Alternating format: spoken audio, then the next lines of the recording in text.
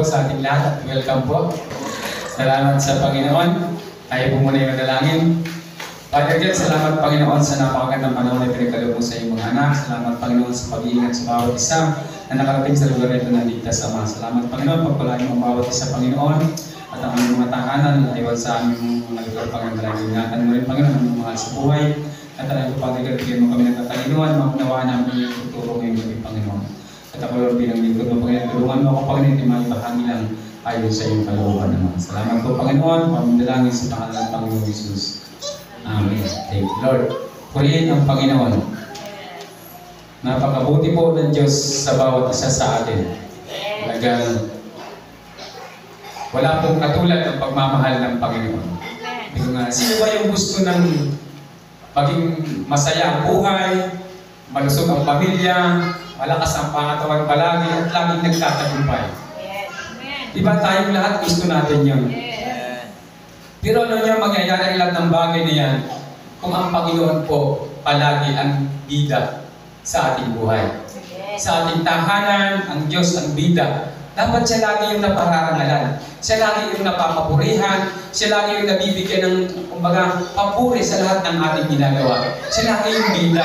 Siya yung lagi pinag-uusapan. Ang sarap ng mga testimony kanina na talagang nandun. Sabi nga natin yung pinagkikwentuhan nila. So, ang sarap pakinggan naman na talagang ang Panginoon ang gawin natin bida sa ating buhay o sa ating tahanan. Pag ang Panginoon po ang inuuna natin, siya ang pinararangalan natin, ang Diyos po ay lagi po tayo inuuna rin ng Panginoon. Kumbaga, laging nandyan ang Panginoon para tayo ay, kumbaga, nandyan lagi ang kanyang proteksyon sa atin. Alam mo, sabi ko nga sa pamilya natin, tayo yung nagbubuo. Tayo yung nag-aayos. At kaya dapat laging nandun ang Panginoon. Diba?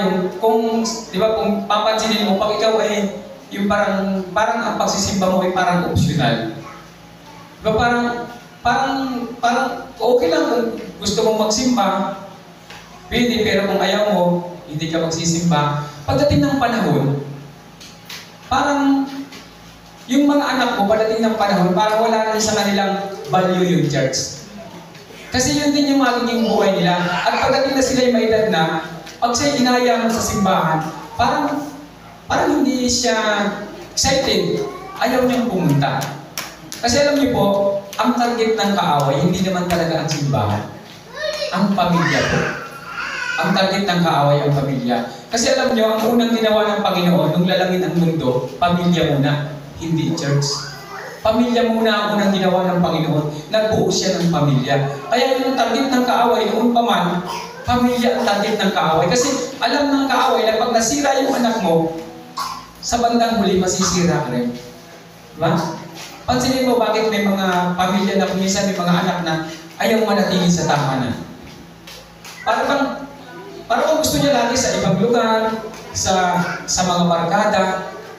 Kasi doon sa tahanan na dapat doon magmumula yung napakagandang katuruan. Nagkakaroon siyempre, kung laging nag-aaway yung mga magulang mo, parang hindi ka masaya. Kaya napupunta ka kung saan-saan. Kasi hindi nabubuo doon yung napakagandang itinuro ng Panginoon. Yung napakagandang gustong ilagay ng Panginoon sa ating tahanan. Kasi siya lang yung talagang piling magbuo at piling umayos sa ating tahanan. Hindi tayo, hindi yung karpintero, hindi kahit sino. Kahit sa isang bayan, ang Panginoon lang ang piling mag-ayos. Kaya, ang pamilya po ang target ng kaaway. Kaya nga sabi ko, number one talaga dapat na ang pamilya po natin, ito ang ating minamahal, ito ay ating binibigyan. Mga nandun lagi yung ating pansin sa kanila. Kasi pag sila yung nasira, tayo po masisira din. Masisira din tayo. Kaya pag ang pamilya po laging nabibigyan ng pansin, naaayos ang pamilya, sabi ko nga, kahit saan yan pumunta, dadalhin niya yung batuan sa tahanan ninyo, hindi siya kayong iligaw. Napakahalaga po, ang Panginoon ang number one. Kasi ang Panginoon lang po ang pwedeng mag-ayos. Ang Panginoon lang ang pwedeng magbigay ng tagumpay. Amen. Ang sabi ko sa awit, chapter 127 verse 1, maliban nga na si Yahweh ang nagtatag nitong bahay, ang ginawa ng nagtayo ay wala ring kabuluhan. Maliban niya na si Yahweh, ang sa lungsod ay gumabay. Ang pagmamasid ng bantay ay wala rin saysay. Sa napaka halaga po na alam natin na ang lahat po ng pamilya, lahat ng tahanan, pwede po magtagumpay kung ang Panginoon po ay nandun. Sabi ko nga, sa lahat ng oras, habang ang Panginoon kasama mo, habang ang Panginoon ay nandun sa iyo, tandaan mo, hindi ka malulugi at hindi ka magkakamali. Kumbaga, hindi ka mapapahamak. Habang ang Diyos nariyan sa iyo, habang ang Diyos pinupuri mo, sinasamba mo, naniniwala ka sa Kanya, sabi ng Panginoon, lahat ng gusto mo, yun ang gagawin ko sa iyo. Lahat ng paniniwalaan mo, yun ang gagawin ko sa iyo. Ang Diyos po ang piling mag-ayos ng buhay natin, ng ating tahanan. Kaya sabi niya rito, maliban nga na si Yahweh ang nagtatag nitong bahay, ang ginawa ng nagtayo ay wala rin kabuluhan. Diba? Subukan mo, tanggalin mo ang Diyos sa tahanan mo. Bahay, kahit pa bato yung bahay mo, tanggalin mo ang Panginoon. Yung bahay mo, ano kaya ang magiging sitwasyon?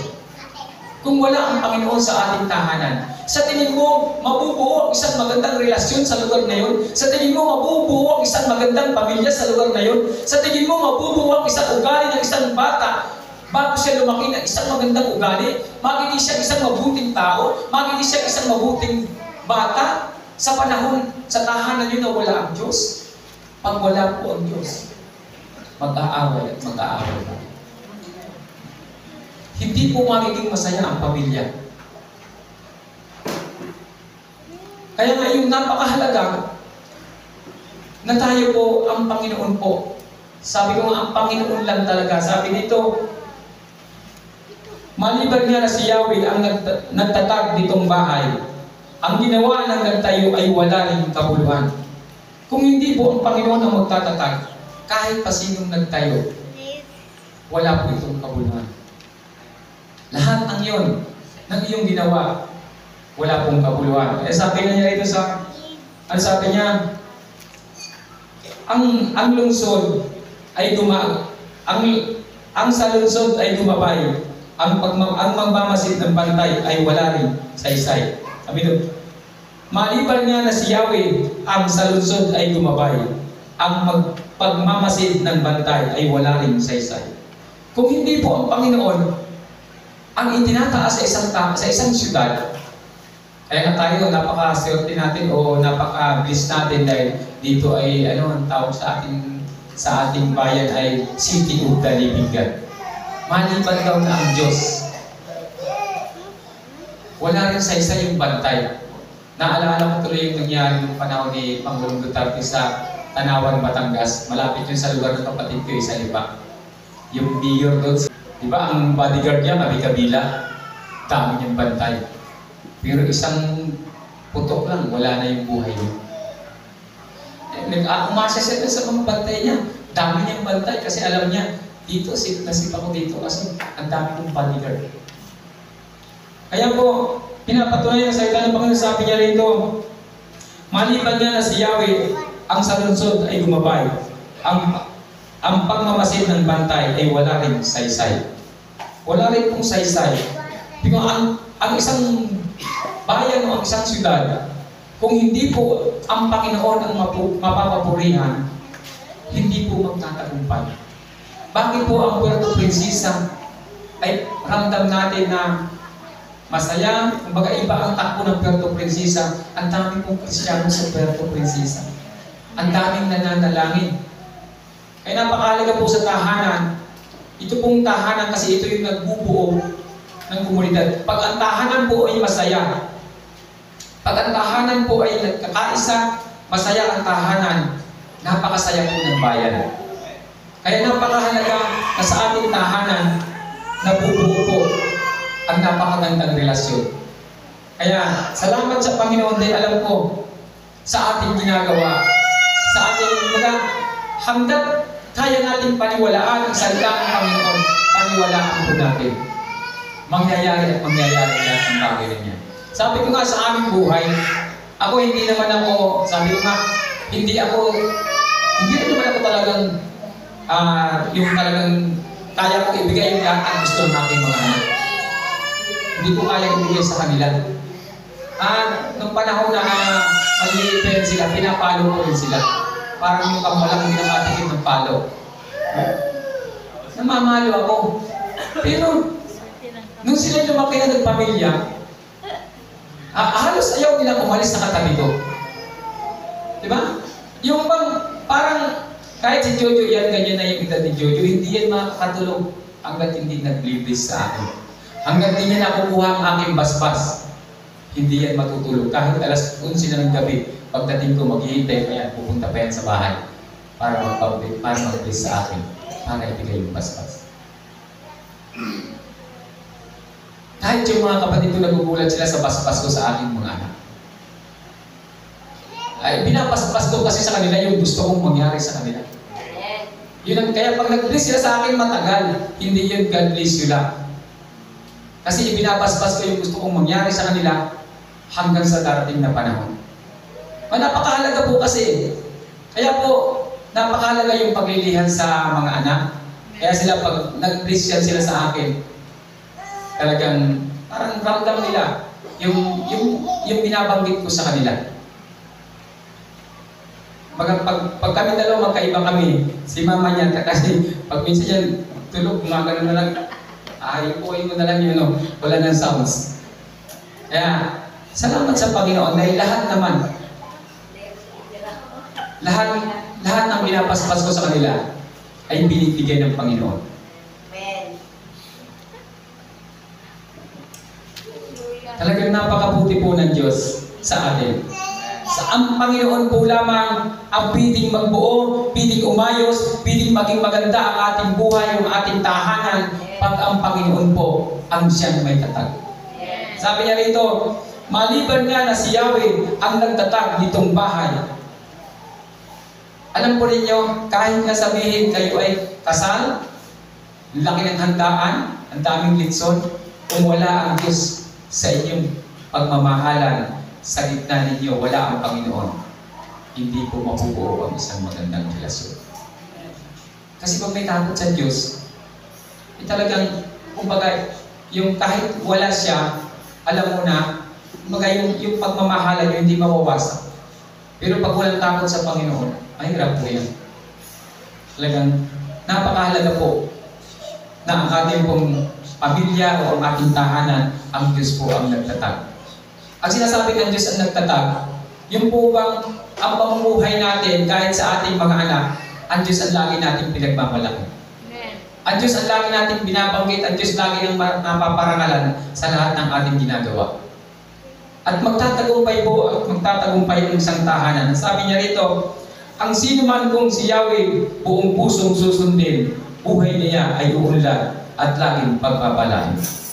Kung ang Diyos po lagi ang pinangangaral mo sa iyong tahanan, kung ang Diyos lagi ang inuuna mo sa iyong tahanan, ang Diyos na lang lagi ang laman ng puso ng iyong mga anak, yun talaga yung sentro na bumubuo sa pamilya niyo, hindi po malayo na mangyari ang lahat ng pangarap niyo.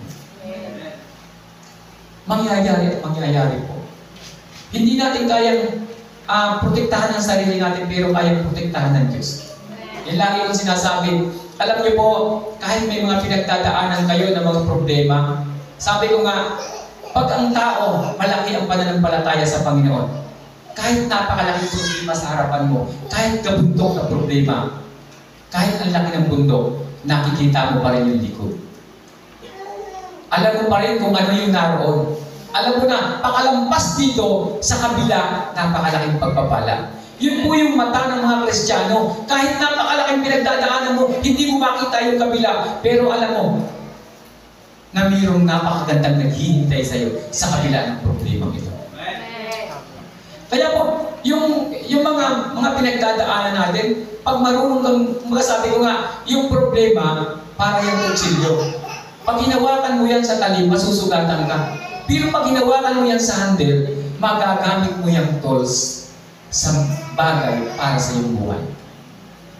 Yung problema niya kahit anong laki, sa kabila po niya, dapat po yung ating mata bilang mga anak ng Panginoon, nakikita mo yung nasa likod. Kasi pag nakikita lang po natin yung ating nasa harapan, napakaliit ng ating pagtitiwala magtitiwala sa Diyos, babagsak at babagsak tayo.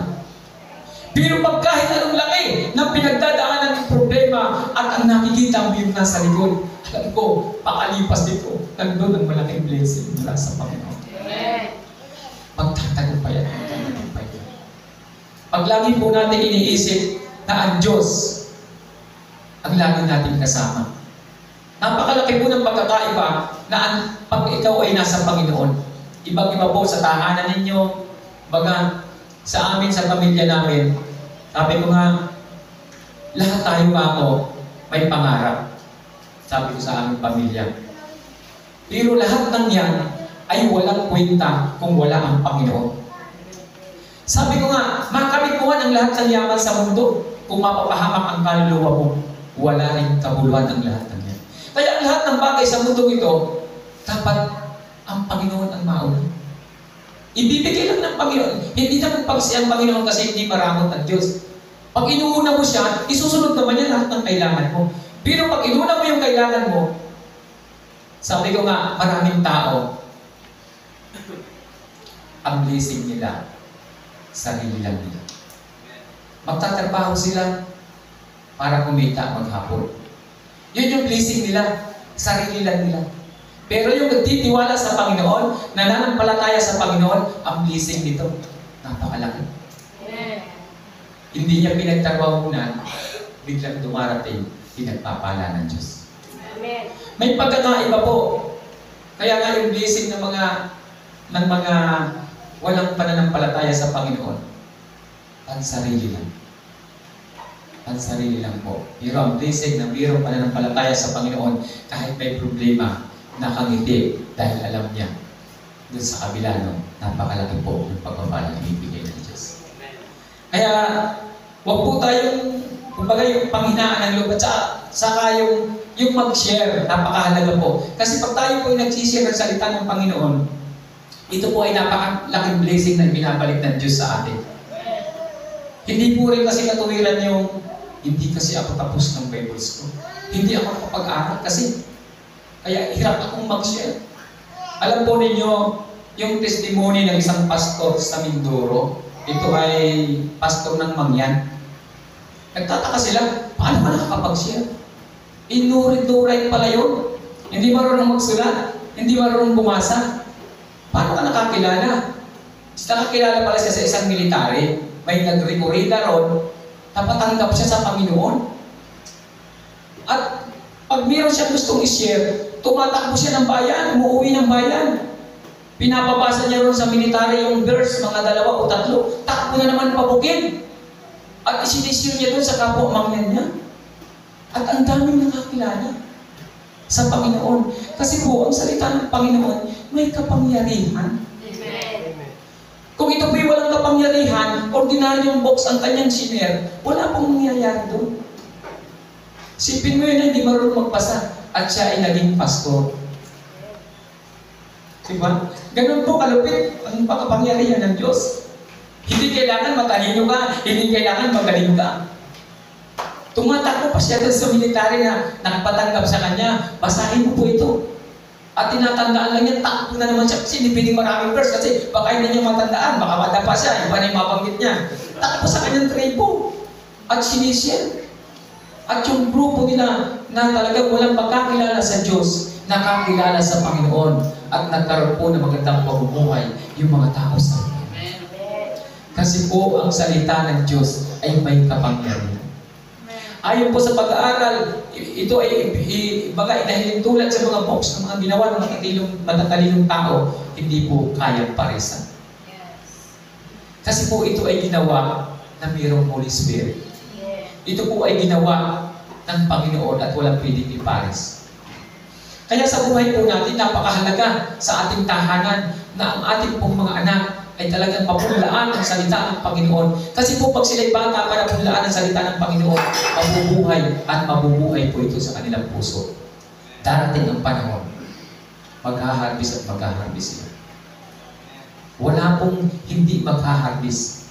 wala pong hindi mag-harvest at hindi magkukulang. Tandaan ninyo, habang pinupuri mo ang Diyos, habang nagtitiwala ka sa Panginoon, habang pinasasaya mo ang Panginoon, hindi Kanya pababayaan. Yan po ang pinatatak ko sa aking puso, sa aking isip, at sa puso ng aking mga anak. Lagi kong sinasabi, anak, lahat ng bagay sa mundong ito, hindi mo pwedeng ipakis o itumbas sa salita ng Panginoon. Yumaman man kayo, maging milyonaryo man kayo dahil yun ang alam kong mangyayari sa inyo. Pero lagi niyong tatandaan, ang Diyos ang number one sa buhay natin. Ang Diyos ang dapat maitaas. Sa lahat ng parte ng buhay mo, ang Diyos ang dapat maparangalan. Tandaan niyo, pagpapalain kayo ng Panginoon. Huwag natin kalilimutan, mga magulang natin nagpapaaral sa atin, mga magulang natin nagpapadamit sa atin, mga magulang natin nagbibigay ng mga pagkain natin, pero lagi mong tatandaan, magulang mo lang ang nagpapakain sa physical body mo, pero ang nagbigay ng buhay sa atin ang Diyos. At ang Panginoon pa rin ang nagpuproteksyon sa atin, kahit sa ating mga magulang. Kaya po, ang buong buhay natin, dapat po, Panginoon ang maitaas. Ang kapurihan ng Panginoon. Yan ang minumulat ko sa aking mga anak kasi gusto ko hanggang sa aking kaapu-apuhan, maranasan nila ang biyaya ng Diyos.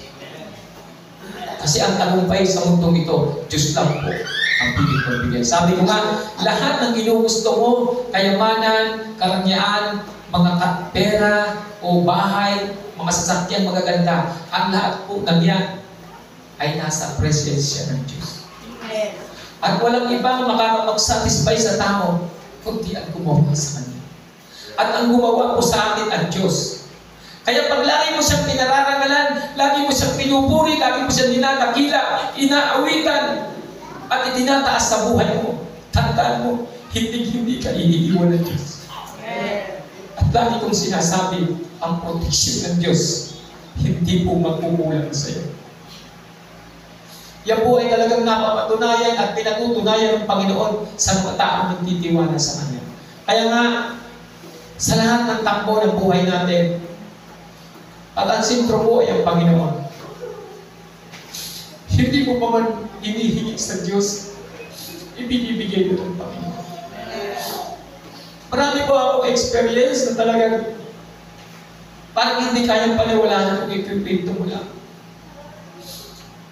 Pero ang Diyos po talagang kailanman hindi nagkulang pag ikaw ay nagtiwala sa Kanya.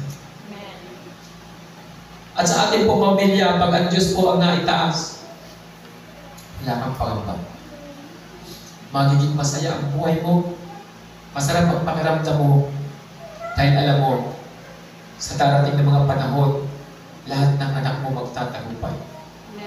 Lahat ng mahal mo sa buhay.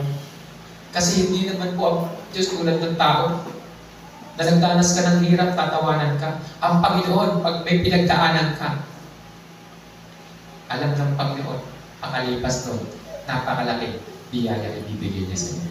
Alam niyo, hindi maunawaan ng Panginoon. Naunawaan ng Panginoon, nagdadanas ka ng hirap, ng sakit sa kalooban, ng karamdaman, pero ang hindi kaya unawain ng Diyos, pag ikaw ay bumitaw. Pag ikaw ay umayaw, kasi wala na siyang dadaanan para ikaw ay muling ibangon. Para ikaw ay muling pagpalain, para ikaw ay muling iangat, para ikaw ay muling pasiglan.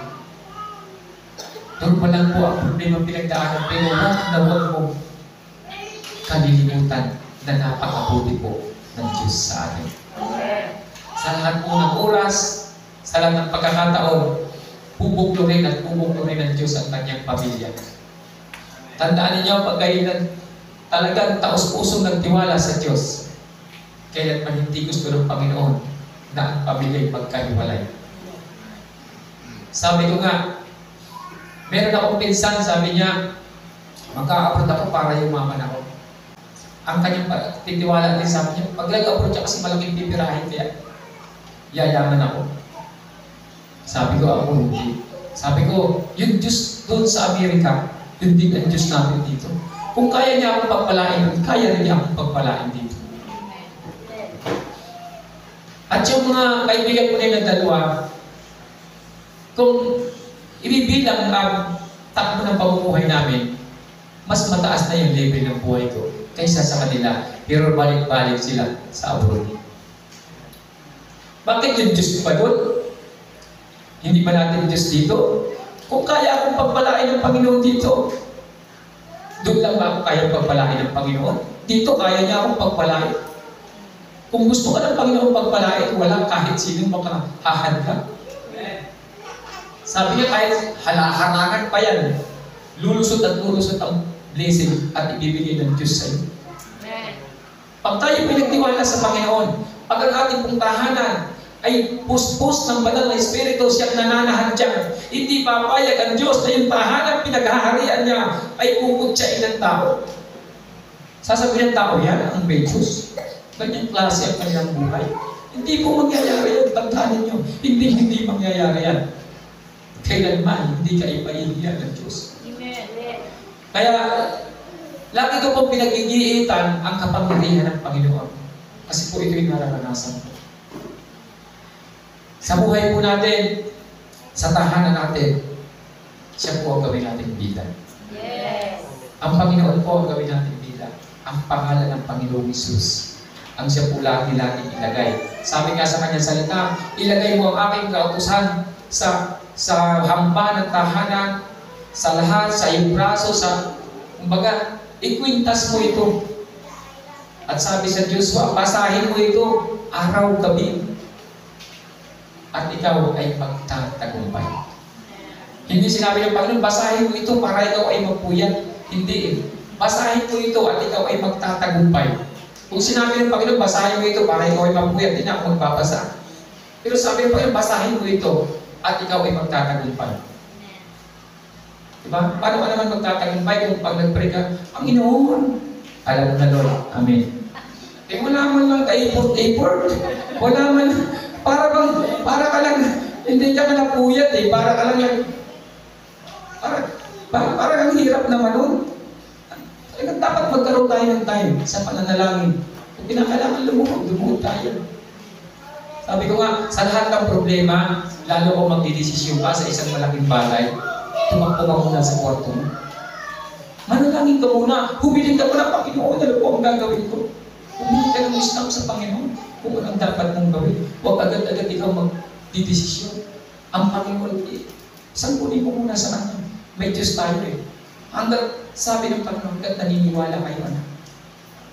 Gagawin ko ang gusto mo. Kaya salamat sa kanyang mga salita ngayong gabi, tayo po ay mananalangin at alam ko, lahat tayo may baong-baong gustong ihingi sa Panginoon.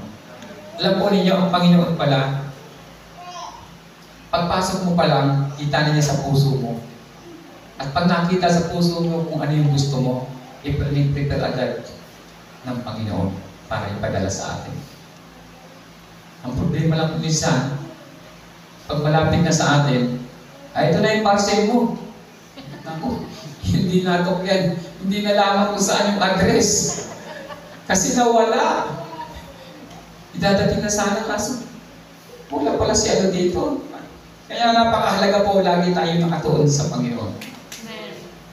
Ay si Lunglong, nung dumating yung kanyang forwest, nandyan siya rin. Ay, ito na pala. Ito na yung order mo. Kaya sabi ko, dinideclare ko, sabi ko kay Jojo, na bago matapos ang taong ito, mayroong ka na rin ba?